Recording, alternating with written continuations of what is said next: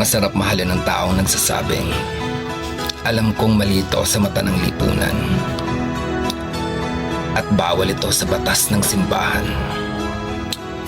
Pero willing ako maging makasalanan kahit marami pa tayong masaktan. Basta, huwag mo lang akong iwan.